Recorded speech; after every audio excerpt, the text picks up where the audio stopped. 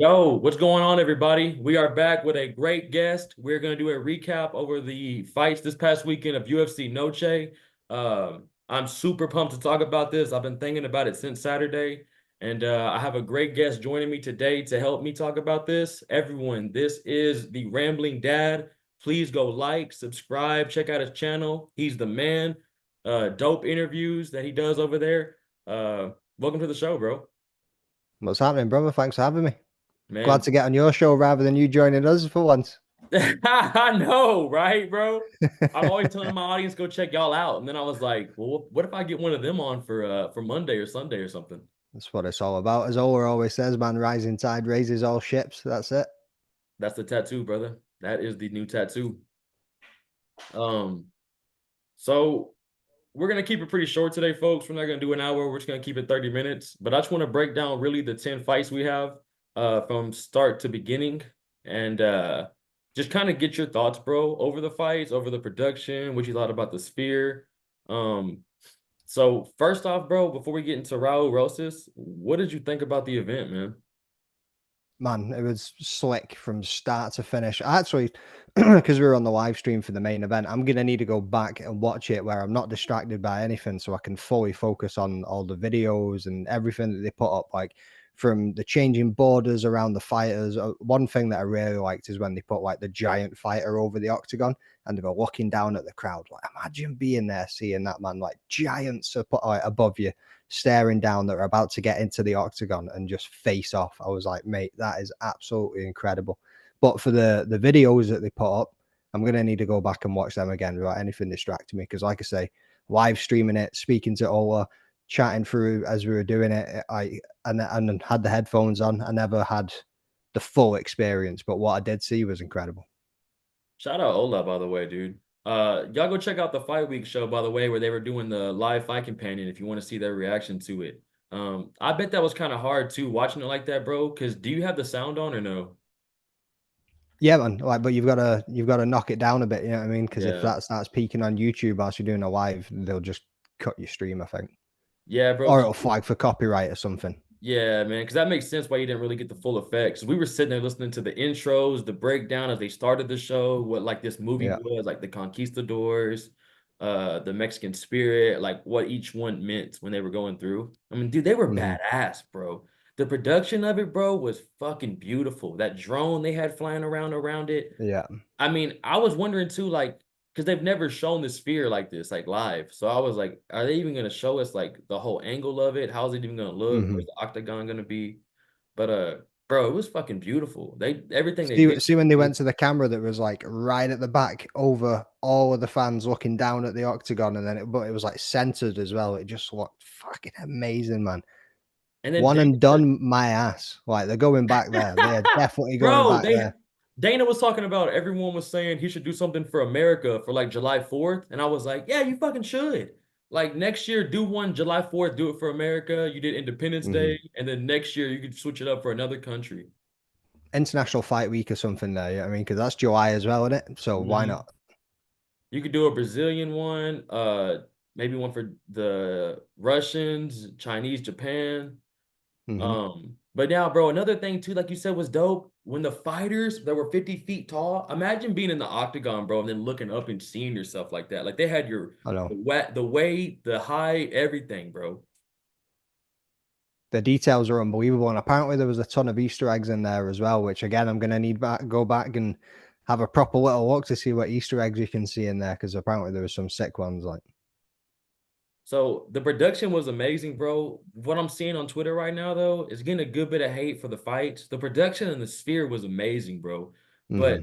I mean, there was 10 fights and only two finishes, and none of them came at the main card. So I kind of get it, bro. But the fights were amazing.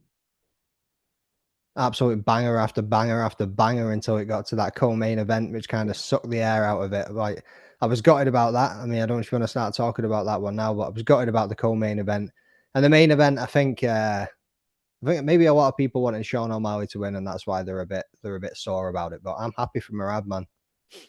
Bro, me too, bro. Also, all my friends at the gym too. Everyone was pissed off. People were leaving in the third round, and I was like, dude, I'm so pumped watching this. I mean, I don't hate Sugar, but I mean, he's been kind of getting annoying. I'm not gonna lie to you. He's been hanging out with like these Nelk boys or like that kind of vibe lately. The Hmm. interviews he was doing this week was a bit douchey, but I still like the guy and I still like his fights, bro. But dude, how can you hate Marab and his story and just his journey, bro? I was I so know. happy watching him get that dub.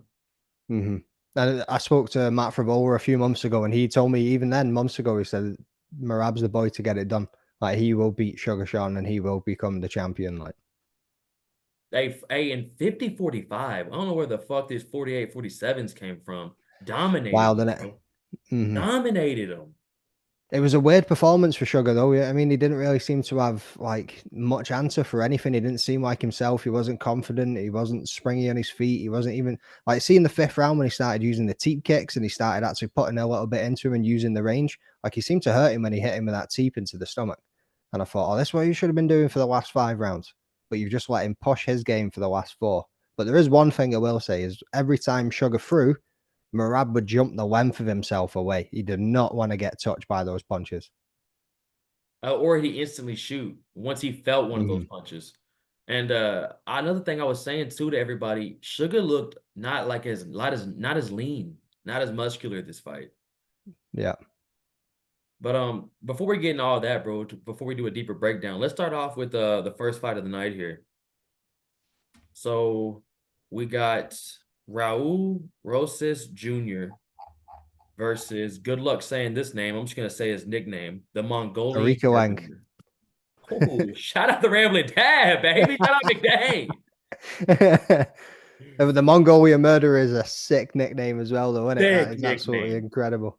The hat he wears, I don't know. I don't kind of throws off the. Have you seen a little hat he comes out in? Yeah, man. But have you noticed in some events in the past when people come out with funny looking hats, it's been the dudes in the funny looking hats that seem to win every fight. It's incredible. Very true. Shout out Marab. So bro, so give me your thoughts on this, bro. Because I mean, I didn't expect to finish here, but just wasn't the greatest way to start the event off. Yeah, I feel like this was a given win for Roses Jr. Like it's one of those ones they're not trying to rush him too much. They're trying to build him up. They're trying to give him fights that they probably know that he's going to win just to build up some octagon experience. He's still a kid, you know what I mean? He's still real young and he's going in there a little hot headed at times. I think he learned his lesson when he lost the fight and he's coming in. And I thought he would have got the finish in this. I thought first round, second round finish. Ended up going 3 rounds. Wasn't the most entertaining fight to start the night. It was decent.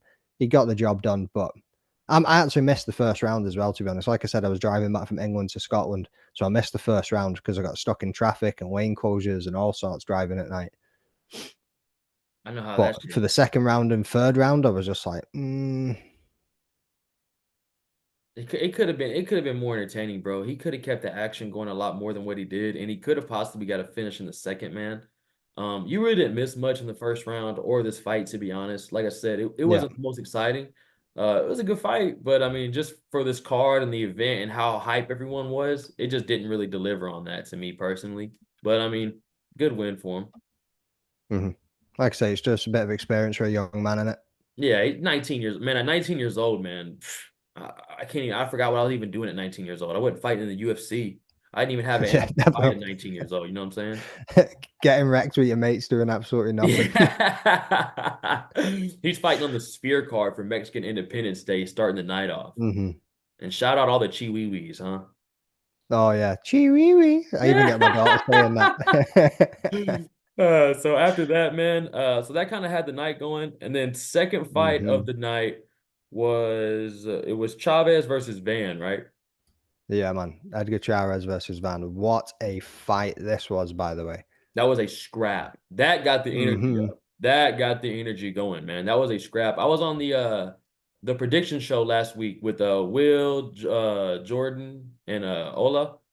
Yeah. And man, this was the fight that I was saying y'all need to watch out for. I've trained with Van before, man. Just at Heritage Muay Thai. He was just there for some sparring rounds. And Right. dude, Okay. he cracks. Dude, he cracks, man. And that was just Heritage Muay Thai. We had shin guards on and 12-ounce gloves. So, I mean, yeah, look at his record right there. I mean, dude, he's a beast. He's a beast, man. He But is a beast. like So this, I never backed him on my picks because obviously we need 3 underdogs on the show. Mm, So I ended up going with the underdog in Sharaz as well, though, because like Sharaz can bang too, man. You know what I mean? Like he yeah, has got a heart of a warrior in him, as we've seen in the fight. Like that second round was absolutely incredible. And look at that, insane. significant strikes landed 8.39, heavy. Jesus. Takedown defense 83%. Like Joshua Van is going places, man. And obviously he had that loss against Johnson, but that ain't nothing to be ashamed of. You know what I mean? Charles Johnson's on his way up at the moment. He's doing things. Shout out Energy. Shout out Skullet Gang. Hmm. And it's hard, man, for him. It's hard for just to get excited for those little guys. But Yeah. he brings it, man. I mean, I'm telling you, dude, he brings it, man. He's him. It's not a lot of them that bring it, like him, Royval, Kai Kara, Charles Johnson. But man, Yeah. sometimes, man, these little dudes put on a show, man. Personally, I like the flyweight division. I mean, they're fast as fuck. Like you can knock them out and they wake up before they hit the floor and then keep on going. Like the shit that they can do is absolutely incredible. The speed on them is unbelievable, and the pace. Like you never see a flyweight guy with cardio problems. You know what I mean? They're always just going, going, going. Like, and this fight really, it's like after the Roses fight, this one set the card off and just set the precedent for the rest of the night. And it was a 3-round war too, so maybe it was best that it wasn't a Hmm. finish because now the vibes were starting to get going and everyone was starting to get a little bit Yeah. more hype. Bro, I don't know how that wasn't a finish in that second round. Oh my Sharaz looked like he was God. out of it, and I was just expecting the ref to jump in. He did. Who was the ref for that fight? Was it Herb or Uh, was it somebody else? I think no, Mark Smith. Mark Smith. Mark Smith. Yeah, I was like, expecting him to jump in and stop it, and he didn't. And then next minute, Sharaz just spins with that elbow, bro, and I was like, oh no! And then he jumps up and he goes for the flying knee. I was like, mate, what's going on here? Like, then just starts laying into him too. Oh man, and then ended up going down to the ground. That was a bang. Like that. I'm not even joking. It's been like, you know what I mean? We get some amazing fights from week to week to week. That one actually had me bouncing out of my seat and jumping around in the living room, biting my finger in front of the TV, like, oh my God. No, bro, I swear to God. Especially because after that, now you know, all right, the vibes are up. Fighters just saw Hmm. this. Potentially right now, that's fight of the night. These dudes have brought it. I Yeah. know it's the second fight, but right now they've set the bar right here. And then you know who delivered after that fight? You know who was ready to go after that? We had Hmm. that fight, right? Fight's going good. Vibes are high. We're starting to get going. And then we get our first finish of the night. Oh no, I lied. It was this fight. I There thought was this fight Bahamut that was the was next. first finish. Nah, bro. Ketland Souza showed up and showed out, bro. Sat Uruguay's ass down. Like, oh my days. First round submission. Hmm. I honestly, I'll be honest with you. When this fight was coming up too, I was telling the boys I have no idea why this fight's on the card. And then when they Yeah. started scrapping, I was like, oh, I get it now. I get it now. Hmm. Dana wanted two Mexican warriors in here. Man, like Uruguay's like nobody to shit on either, to be honest. And neither Souza. Like this No. was like a pick'em fight for me. I didn't know which one to go for, to be honest. I ended up picking Uruguay. She was actually a heavy favorite on the bookies as well, which was strange. But then Souza came out, dropped her with that right hand, and then jumped on her neck quicker than the tramp would jump on some chips. Man, I couldn't believe it. No, that was a great fight. And then that had us with our first finish. We had a first round Hmm. sub. So after that, this is where I thought this was gonna be fight of the night for sure after this. We had Bahamundez versus Torres, and oh Yeah. my God, dude. You talk about spinning shit. Bahamundez was Hmm. throwing spinning shit. That dude is a lethal man, and he's huge too. Like he seems really big and really tall when he's in there for a lightweight as well. You know what I mean? But he's the power in his hands is unbelievable. I know a lot of people are backing Manuel Torres. Obviously, his last fight out was against Chris Duncan. I Mhm. thought Duncan would have finished him because the two of them have got power, but Duncan's got that KO power as well. And Torres went to the grappling route. So I honestly thought going up against Ignacio Bahamondes that Torres was going to go down the same path. He was going to try grappling with him. But nah, these brothers just started swinging. No, it was a war. It was a straight up war. And then when you see guys like Bahamundez, man, that tall, that lanky, and just that Hmm. lethal at 155, it really makes me regret even wanting to do this MMA stuff. I'm over here I know, yeah. fighting at 170. I see guys like this at 155, and I'm like, what am I doing this for? but it was the same punch twice too. You know, that step back check. I was like, oh, like, you gotta love it. See when they do that step back, and it's literally a punch thrown misses them by an inch, and then they just pop. I was just like, ah. Like even the first one, I was like, how did he not finish him there? And he got up, bro. He got up. Torres started running at him, just throwing a barrage of strikes. I was like, holy shit! And then he did it again. Step back, boom. Good night. I was like, mate, my days. Slick. He's slick, man. He's gonna be a Mm-hmm. problem. I don't think he'll be in the top 15 next or no, this Tuesday comes out tomorrow. Just because there's so many killers in the top 15. Yeah. But dude, nobody wants this dude right now, bro. No, not at all. Not at all, man. Yeah, I mean, he's got that. I don't know because have we seen much of him from the ground? I don't believe we No. have. You know what I mean? So I think if he comes up with somebody like a Marab, you know what I mean, that's going to be a heavy pressure wrestler, it could be a different story that could like eliminate that power shot or just eliminate the space for him to create that power shot. You know what I mean? But it'll be interesting to see. How many fights has he had in the UFC? I think 3. Let's click on him. I I think think probably 3. about that. If this thing wants to work. Sometimes the UFC website is a piece of shit and it does not load up. So let's scroll on down. Is it more than 3 from the looks of it? Damn, yeah, he's a well more than 3, son. Oh my God. 1, 2, 3, 4, 5, 6, 7. 7 fights in the UFC, and he's lost his first fight, went on a 3-fight winning streak, then lost the Ludovic Klein. Did he beat Giagos? And then obviously he's just beat Torres there. When was his last fight before this? Why do I think he has 3 It fights? Who am I thinking was about? Am I thinking about Golden April Boy? this year. I didn't hear you. April this year. April this year. Am I thinking about Golden Mm-hmm. Boy? Who am I thinking You about? might be, bro. You might They be. look so similar. Because I remember thinking, I was Yeah. like, why is Daniel fighting on the prelims? Mm-hmm. Mate, I'm not gonna lie to you, bro. Like, see, before I started doing all this podcast and stuff and actually doing breakdowns and prediction shows and shit, like this stuff just you watch a banging card week in, week out to Oh, retain dude. all of this information and how many people who knocked out who and what fight finished in whatever way it did. Like it's impossible to remember Dude. all this stuff. And But you're since I watching one started doing champion, this, you start, yeah, and you're watching one and you're watching Cage Warriors or BKFC. whatever else. Yeah, like mate, like there's just so much information out there. Fuck, Some dude. some dudes are on it, but some guys are, you know, Yeah, like, yeah. and I'm just like, you're like a Wikipedia, man. What's going on here? Like, how do you remember this shit? You know what I mean? I'm sitting there baked half the time. I can't remember shit. So after that, was it the Aldana versus Dumont? Dude, Hmm. we gotta talk about this. We gotta talk about this. So we get 2 back-to-back first round finishes. Vibes are high. We're going high. We're like, oh shit, this might be a quick night. Yeah. Irina Aldana and Dumont come out. And I'm telling the boys, this could either be a snooze fest or this is gonna be a fucking Hmm. scrap. I was like, this goes one or two ways with this fight. Dude, this was a fucking great fight to lead us into the main event. This was a Oh, fucking 100%. great fight, dude. And I don't know if everyone's seen the pictures of Irina Aldana's fucking skull yet or inside of her brain. You see that, yeah, you see the video of the dude, I think it must have been the surgeon or whatever, peeling the skin back. Oh, Oh man, pulls it back on her head, pulls it back in her nose, and I think there was another one on her eye or something. Oh you man. want to be a fighter or what? I know, yeah. Yeah. Fuck.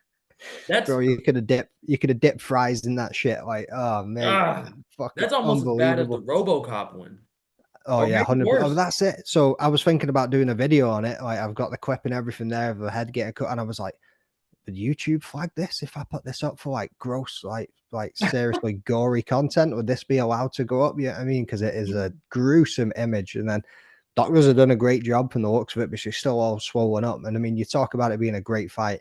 It was a great fight for Norma Dumont. The one thing that Irene Aldana did was show complete heart and an absolute warrior, and she's got that dog in her. She just didn't stop, bro. She's wiping blood off her face and just walking forward and throwing still. I mean, from the stats, 69 to 159 total strikes.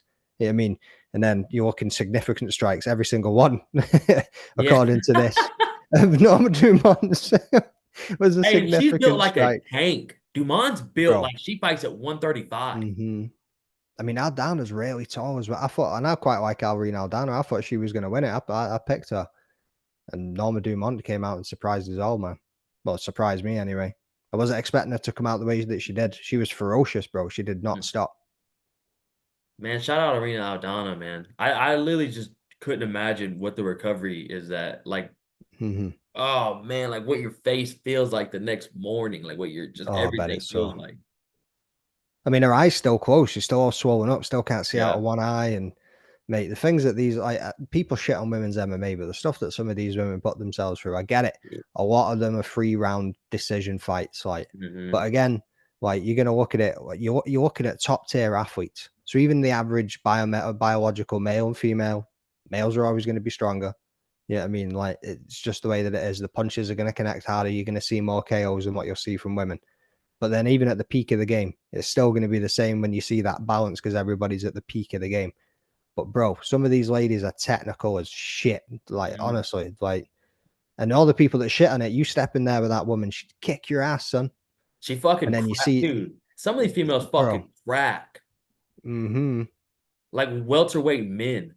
Uh Yeah, Speaking of a fuck another great fight, man, that led us into the main card. So we have this. So we get two first round finishes. We get a fucking war.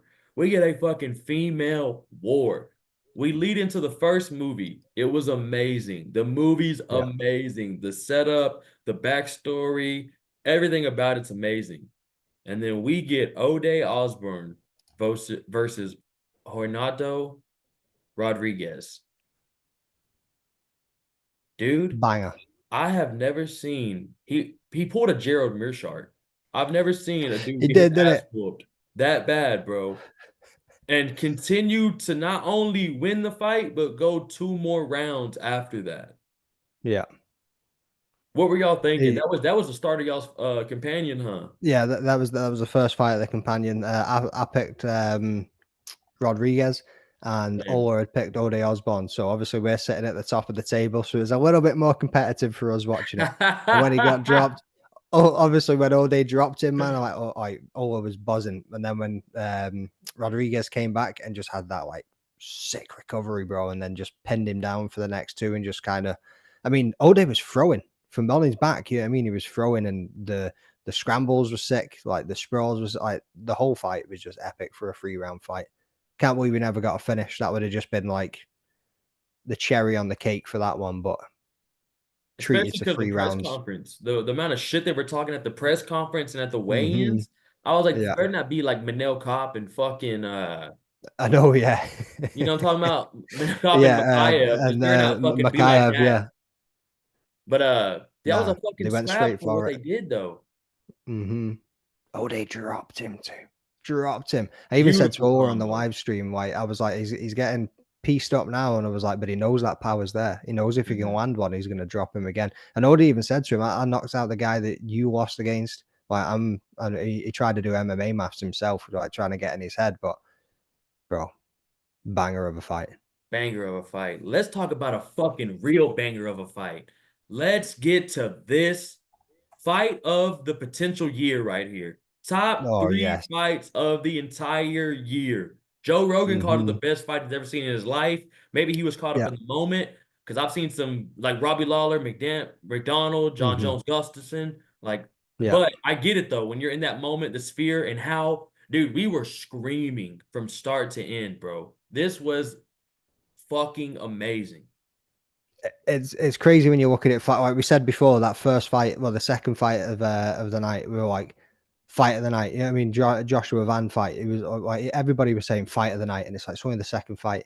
And I felt like through the night, I was like, fight of the night, fight of the night, fight of the night. I just kept saying it about every single one. And then this fight happened, and we even said the same on the live stream. I was like, bro, like was that like the best fight you've I was like, even was that recency bias or was that the best fight you've ever seen in your life? Like it was Dude, incredible. Like, wow. They just just stood in the pocket. They were just trading. Even I've like so again, I picked Ribovich on this one because I know he's got that power. But Zellhuber's range and his power too, and the way he pieces up combos and just puts things together, man, is slick as shit. And I was like, Zellhuber's probably going to take it, but I'm taking Rebovich as the dog because if he can get on the inside and crack, he's going to crack. Like, mate. But it was back and forth. They How both about done that? damage. I'm sorry. Go ahead. I interrupted you. No, no, no, you're good, man. Because I just ramble. Like they both do damage. They both chin each other, and again, it was just unreal. Like just to sit back and watch that. Shout out Rambling Dad, huh? But but no, bro, I'm right there with you. I'm right there with you, bro. And because I couldn't. And how about that 75 punch combo Rebovich threw? How How about wild, man! that fucking shit to the end? And then he rope a dopes the whole combo the whole way through. I know. Gets It hit was with like probably It was like UFC Victor. five. He was just like, You see, and then Wei "This Lee, I don't know if people fucking saw Wei Roy." Lee in the back was doing it with him. Zhang Wei Lee's in the Oh, back, mate, like fucking trying to spiritually shadow help him boxing. through it. It was wild, absolutely wild, man. That Honestly, was a like I can't bro. wait. Like I say, I need to sit back and watch through the entire event, but I can't. I've already watched clips of that fight over and over. I cannot wait to just sit down and just watch all of that again. I want to sit down, bro, and just literally sound off and just enjoy that. Like just Hmm. enjoy the precision, the combos, the heart. Like, dude, they went to war. They went to war, dude. That was Yeah. the perfect fight to have after that started the main event. Because Hmm. after this, bro, we did not know we were about to see Diego Lopez fucking really, really show out. We Yeah. I knew I was telling I know you saw the fight week. I was telling all the boys, this is gonna be a murder. This is Hmm. Lopez by 1,000. Put your house on this. Put your mortgage, your rent on Yeah. Lopez. This was gonna be an ass whooping. I mean, I know he's got some incredible jiu-jitsu himself, but see when they first announced this fight, I was like, when before it got cancelled, they ended up going against Dan Ige. Yeah. But that first fight, I backed T City. I just had a feeling. I thought, is this going to be one of those ones where it's a bit too early for Diego Lopez? How many times have we seen a contender get checked by a veteran like in this year alone? You know what I mean? We've seen it a few times. BSD, Dustin Poirier, like who else? God damn, can't think of them right now. But there's been a couple, like 2 or 3 this year, where we've seen a contender get checked by a veteran. It's just like, yeah, you're well Gaethje on your Khabib. way. Oh yeah, man. I was just like, you're just not there. I mean, that was last year, wasn't it? I was like, but you're Yeah, yeah, just you're not right. there You're yet. right. Yeah, you're right. Um, but bro, like we see it all too often. And then I was just watching Diego Lopez over the last, like, obviously that Dan Ige fight, it looked incredible. Gassed a little bit in the third round, but still nothing about that. Yeah, I mean, just taking Dan Ige on an hour's notice or some shit. Um, and then coming into this one, I was like, I'm backing Lopez on this. I've got a feeling. And when he came out and cracked him, bro, like how T City never went to sleep on those digs, Ah, I'll never know. that first You see that combo. shit in slow, yeah, that but you see that in The slow two, motion, three. Oh. dude. His head went 360 and he came back around the other way, like, And that was what? 2.5 minutes into the first round. That was the Hmm. start, bro. And then the It was second and fucking third round, unbelievable. man, Diego was just unleashing vicious combos. We're talking about Arena Aldana's eye. Did you see Yeah, Ortega's? I mean, that is I did, bad. mate. I did. Damn. Hmm. It was an incredible fight. I mean, hats off to Ortega for sticking in there. I mean, And there was even lying. a couple of other times where he absolutely chinned him, and I thought, like, there's a way out here. You don't need to take this damage. There's a way out. Just drop from one of Hey, these that's shots, real. bro. That Like, way out shit's real, man. That way out shit's real. I found my way out sometimes in sparring. I'll get yeah. hit with a body